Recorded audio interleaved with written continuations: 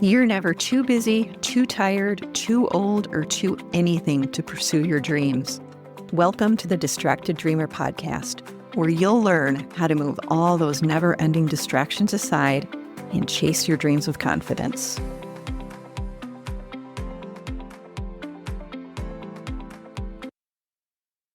Welcome back, friend, to the Distracted Dreamer podcast. I'm your host, Carlene, and today's episode is going to give you so much clarity if you've been asking yourself, what's wrong with me? Why can't I just do the things I need to do so that I can live my dream? And you know what? I know what that's like because I've lived with that tension too. So have you ever noticed how some people, like maybe even people who aren't that smart or very impressive on paper, they somehow end up actually doing the things that they talk about doing? You know, like they say they're going to start a business or move across the country or write that book. And then boom, they're doing it. And once they've built one dream, they're off building the next. And from the outside, it almost looks effortless. We want to be that person. And instead, like you're sitting there wondering why your dream, maybe it's something simple like planting a garden, and it just never quite happens. And no matter how much you research or no matter how many tools you buy, and no matter how many YouTube videos you watch or Pinterest boards you save, you go down that rabbit hole, something is missing. And the worst part is that you start to wonder if you're the problem. And here's the shocking part.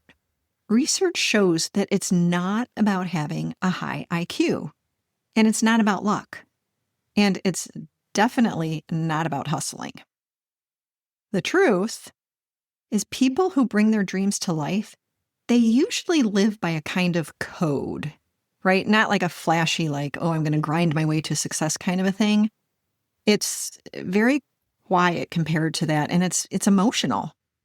It's how they think and how they choose and how they respond, especially when things get hard or boring or uncertain. So today, I'm going to walk you through 7 pieces of what I call the Dreamer's Code. I just made that up, but we're going to call it the Dreamer's Code. And these are real predictors of whether your dream stays a dream or becomes your actual life. And I've seen these patterns pop up again and again, not just in my life, but in the lives of my clients and friends and even strangers who are just quietly building things that they only imagined at one point. So today, I'm going to walk you through the 7 key pieces of this code. And each piece of this code is something that you can kind of use as a self-check as we're going through them. As you listen, ask yourself honestly, is this something that I already do? Or is this something that I want to grow into? And you know what? You may be like, yes, I've noticed that. I've got that part of the code nailed. And then others, you're going to be like, well, that's missing. And that's okay. Because once you understand this, you can do something about it. Because we have to get real. Talking about our dreams, it's great. But doing something with those dreams, that's what truly matters. And this episode, it's going to help you do just that. And of course, I've got some stories and a bit of research to share with you along the way. Are you ready? Let's get into it. Okay. The first piece of the Dreamer's Code is this. You say no more often than you say yes. Like you say no to almost everything. Not because you're selfish or you're unavailable, but because you know your time, your energy, and your focus are your most precious resources, and you protect them fiercely. And it doesn't mean that you don't care. It means that you care enough about your dream to give it your best, not just what's left over. And this is something that we did a whole episode on back in episode 30, called How to Say No with Confidence. And honestly, if you struggle with this, especially if you're a recovering people pleaser, I highly recommend that you go back and give that one a list because saying no doesn't come naturally for a lot of us. When we were little, like we had no problem saying no. But somewhere along the way, we learned that saying no comes with consequences, even disappointment and disconnecting from people. And sometimes we were even punished for it. So we started saying yes, even when we didn't want to. So we people pleased for the sake of everyone else's peace, except our own. And that turned into a pattern of overcommitting, of stretching ourselves way too thin, and sometimes, let's be honest here, resenting the very things that we said yes to. Do you feel that one? I do. But here's the thing.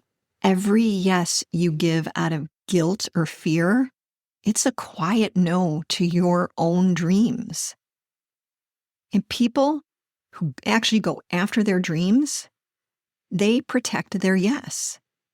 They unapologetically use their no instead. So I mentioned in episode 30, I shared a bunch of real life examples and even walked through the exact words you can use to say no with confidence and kindness without ghosting people or feeling like you have to explain yourself every time you say no. Seriously, there's a whole formula and it works. If your calendar is feeling full, but your dream is like, oh, I'm not on your calendar, what's happening here? It might be time to get really honest about what you're saying yes to and what it's costing you. Because when you say no to what is draining you, you start saying yes to the things that light you up, also known as your dreams. So ask yourself, this is the check-in for this one. Ask yourself, am I willing to say no often and without guilt? Yes or no? Just be honest. If it's not a full yes, this is a piece of the code that you can lean into. If this one's hitting home and you're like, ooh, I really want to work on saying no, and I do want to be kind about it, go back to episode 30, how to say no with confidence without guilt or apology. It's really packed with some great information there, and I love a formula when it comes to conversations like that. So you can check that out. Okay, the next piece of the code is that you can delay gratification without making yourself miserable. Now, let's pause here because this one gets really misunderstood. People hear delayed gratification and they think they're supposed to white knuckle their way through all the joyless routines for the next 5 years until the dream finally arrives. But like we talked about in episode 39, hard is part of the dream.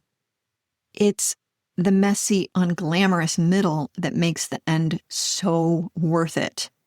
And I know this is such an overused, cheesy metaphor, but it's true, so I'm going to say it. The dream, it isn't just the mountaintop. It's who you become on the climb. You know what? There's lots of songs about it because it's true. And getting to the mountaintop, that isn't what this is about. This is about knowing that the hard parts of your dream don't mean that you're doing it wrong. The hard parts mean that you're in it. And hard doesn't mean that you picked the wrong dream either. It just means that you're alive inside of something that matters to you. And if you can find small ways to bring joy or even lightness into the hard parts, like singing in the car on the way to a doctor's appointment that you don't want to go to, or making a playlist while you're packing up boxes or cleaning out your closet. It's about what you're doing and how you're feeling while you're getting through that messy middle that makes all the difference. Now, I said in that episode, and I'll say it again, that fun doesn't erase the hard, but it makes it bearable. And joy, that's what helps keep you going. So here's your check-in for number 2 here. I want you to ask yourself right now, am I letting the hard parts of my dream steal the joy? Or am I finding ways to hold both the challenge and the hope? Yes or no? If you're someone who can stick with something, even when it's not glamorous, even when the dopamine wears off, and you can still find little sparks of motivation inside the mundane parts of it, that's discipline and devotion rolled all into one. If this is speaking to you and you're like, yeah, I want to know how to do this, Go listen to episode 39, Hard is Part of the Dream, if you need a reminder that you're just in the messy middle of something. And you will walk away with 6 powerful mindset shifts, and you will probably feel a lot less alone. Okay, we are on to number 3. So another piece of the code that separates dreamers from the tire kickers is curiosity over intelligence. So you value curiosity over intelligence. The people that I see bring their dreams to life, they are rarely the smartest people in the room. But you know what they are? They are endlessly curious. And they don't assume that they have all the answers. And they're the people that ask better questions. And when something doesn't work, they know how to pivot and they don't panic. So let's talk about curiosity a little bit here, because when it comes to bringing your dreams to life, we do assume that it's the smartest, most strategic people who succeed. But that's not what the research says. So according to UC Berkeley, they did a study, and they found that curiosity actually predicts adaptability better than raw intelligence. And that makes sense, because building your dream isn't about knowing everything. It's about being willing to figure things out. And like I said, curious people, they ask better questions. They're willing to explore. They're willing to stay open. And that gives them way more staying power when things get messy or uncertain. So here's a quick story for you. I promised you a story. So here's a story on this one. When I started this podcast, I had no clue what I was doing, you guys. No clue. I didn't know how to edit audio. I didn't know what mic to buy. I didn't know what software to use. I didn't know how to host it or how to upload it or like any of the tech stuff. And to be honest, a big part of me felt totally underqualified to do this. Like, who was I trying to do this here? But here's what helped keep me going. I didn't try to be the smartest person in the room. I just got really curious. I let myself Google all these questions. I watched tutorials. I asked people who were a few steps ahead of me, and I took notes. And you know what else? I made a lot of mistakes, and I just kept learning.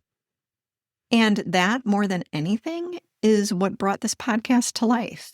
So if you ever catch yourself thinking, oh, I'm not smart enough, or I don't know what I'm doing, you need to pause and flip the question.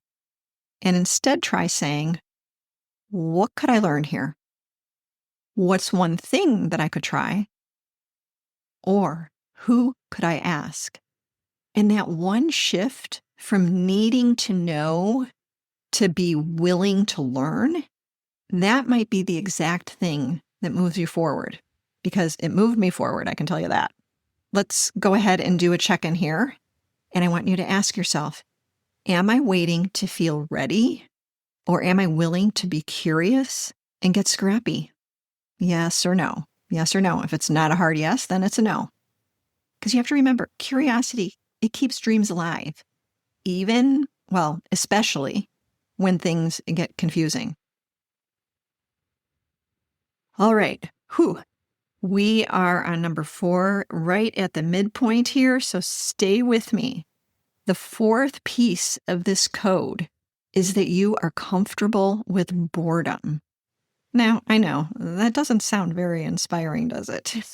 But stay with me, because this might be one of the most overlooked signals that you're truly on your way to building something meaningful. We romanticize dreaming, don't we? And we imagine that once we figure out our thing, everything is just going to fall into place. And there'll be excitement and creativity and momentum and signs from the universe, the whole deal. But here's the truth that I had to face is living your dream, it doesn't always feel dreamy. In fact, a lot of it feels kind of boring. Let me tell you what I mean. Several years ago, I started creating my very first digital course, and I was so excited, and I felt very clear about what it was going to be about, and the content was flowing, and I had like 24 Post-it notes stuck to the wall. But once I got past the planning, the real work set in. Yeah, suddenly I was spending hours formatting slides and I was trying to pick the perfect font and I was fixing weird spacing issues. I was re-recording lessons when the mic picked up background noise. And I was Googling how to set up the back end of the course platform for like the 100th time because I just couldn't get it to sync. And you know what? None of it was inspiring. It was tedious. And I remember thinking, is this what it looks like to bring your dream to life? Because it mostly feels like a whole lot of project management and a lot of digital duct tape. But here's what I realized. The exciting part of dreaming, it gets you started. And the boring part, it's what gets it done. I'm going to say that again. The exciting part of dreaming, that's what gets you started. It's the boring part that gets it done. The people who bring their dreams to life, they're the ones who learn how to stick with it when it's not glamorous, when it's not fun, when it's kind of mundane. They can stick with it. And so here's your check-in for number 4 here. Ask yourself, am I willing to show up even when it's boring? Yes or no? If yes, that means that your dream is moving out of the dream phase into something real. That's very cool. All right, next up is the 5th piece of the code. Here it is. You are okay not having everyone support. Yes, you're okay not having everyone support. And it's important because your dream, it's yours. And you don't need a permission slip to dream. And if you're going to wait for every friend or every family member or every person on the internet to get it, well, you're going to wait forever. And that dream, it's just going to start fading into the background. Let me be real honest with you why this one is so hard. Because there are those of us who want to be liked. We want to belong and we want to feel supported. Like, who doesn't? And if you're building something right now and you're feeling a little lonely or misunderstood, you're not imagining it. That's real. You're starting to chase the dream. And you're looking around and you realize that not everyone gets it. And maybe the people closest to you, they don't share your excitement. And maybe they roll their eyes when you talk about your big ideas. I mean, maybe they love you, I'm sure they do, but they just don't understand what you're trying to do. And that can be painful. But here's the thing. Your dream, it wasn't built by committee. The people who bring their dreams to life, they stop waiting for everyone else to get on board. They stop needing permission. And they learn to cheer for themselves, at least at the beginning. If you're the only one cheering for yourself, keep cheering louder, keep going. And yes, loneliness, it can absolutely show up here. And I remember early in my coaching business, I was so excited about doing this. But at the same time, I felt like I had to constantly explain it to people. Like, yes, coaching, it is a real job. Yes, it's meaningful work. And yes, it's a business. And even when people were kind about it, I could tell they just didn't get it. And I thought, wouldn't it be so much easier if I just had some people that understood it? And you know what? Eventually, I realized I am the only one who had to get it. And I am the one who had to keep showing up, even when other people weren't there. And honestly, that decision to stop needing everyone else's approval, it was a turning point. Because here's the deal. If your dream requires everyone's understanding to survive, it's not going to last. It needs to be rooted in your own values, in your own why that we are going to talk about, and your own belief that what you're doing matters, even if no one else sees it. And I just want to stop and say, I am so grateful for the support that I did have. I had great support from my family and my friends when I set out on this journey to become a coach. And here I am today with a podcast. Who would have thought? And I couldn't have done it without their support. But I realized I didn't have to have everybody on board. I didn't need everybody. I just needed the best people behind me who understood it. And that's all you need. Okay, so here's your checkpoint for this one is, can I keep going even if other people don't fully understand or approve? Yes or no? Be honest. And if you find yourself waiting for support before you begin, or you're holding back until someone tells you that it's valid or, yeah, that makes sense, then this is part of the code that you want to work on.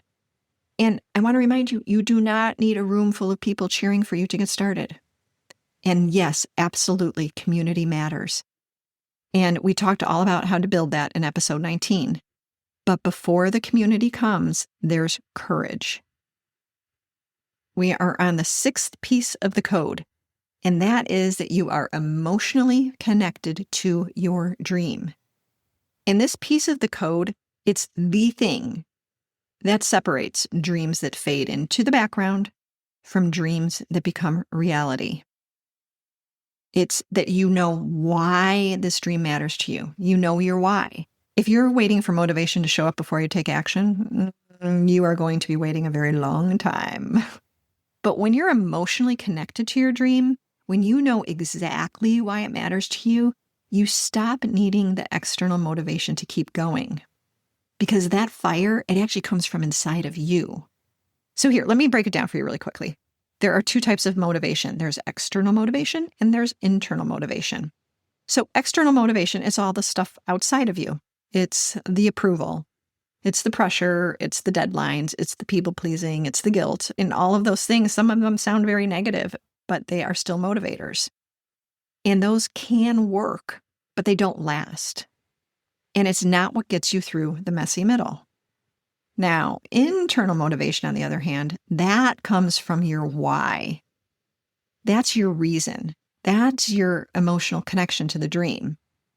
And when your dream is tied to something that's deeply personal and meaningful, you're going to keep showing up for it, even when it's boring, even when it's hard, and even when no one else is on board with you. Let me ask you, have you done the work to uncover your why? And I don't mean just the surface level why, like I want to make more money, or I should be doing this by now.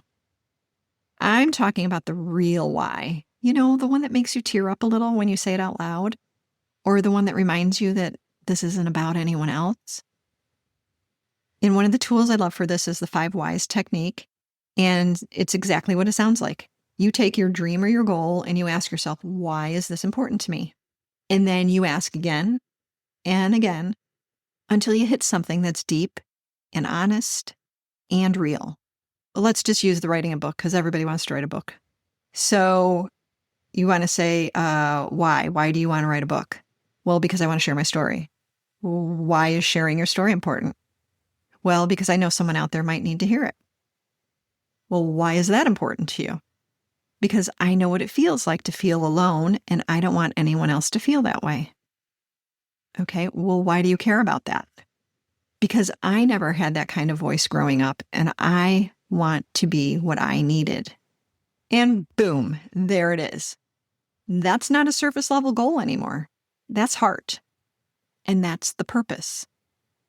And you know what? Neuroscience, it backs this up. Your why, it literally activates the brain's dopamine system. That means that it's boosting focus, drive, and resilience. It's not just emotional, it's chemical also. If you've lost momentum lately, it might not be about discipline or strategy. It might be that you haven't gone deep enough yet. Here's your check-in. Ask yourself, am I clear on why I care about this dream and how it connects to the kind of life that I want to build? Yes or no? If you answered no, here's your invitation. Take 5 minutes and do the 5 whys exercise. Do it right now. Write it down. Put it where you can see it. Read it back when things get hard. Because your why, it isn't just what gets you started. That's what carries you through the hard parts. And if you don't have that emotional connection yet, that's fine. Just go ask the questions, feel what comes up, and you're going to get clarity, I promise. Okay, we are on the home stretch here. We are on number 7, the 7th piece of the Dreamer's Code. And that is that you don't need to know every step to get started. You're okay not knowing every step. And you trust yourself to figure things out as you go. And you get scrappy. And you pivot. And you ask for help. And you are not paralyzed by perfection. And you move forward with whatever you have. Now, I love a good plan. Give me a clean checklist and a color-coded spreadsheet and, I'm going to do great. But you know what? Dreaming, it doesn't always come with a detailed Google Doc and a guaranteed timeline. Sometimes it's more like, I have no idea how this is going to work, but I can feel that it's the right thing to do. And honestly, that's enough. The people that I've seen bring their dreams to life, they're not the ones who knew every answer ahead of time. They're the ones who figured it out as they went. They got scrappy. They asked for help. They pivoted. They Googled. They cried in the car. They re-recorded things. They fixed what broke. And then they broke something else the next day. And that's okay. But you know what? They kept going because they knew this truth, that you don't have to see the whole path to take the next step. If you're the kind of person who keeps waiting to feel ready, if you're researching your dream to death, if you keep telling yourself, as soon as I figure out this one thing, then I'll start. Oh, this is your sign. It's okay not to know every detail.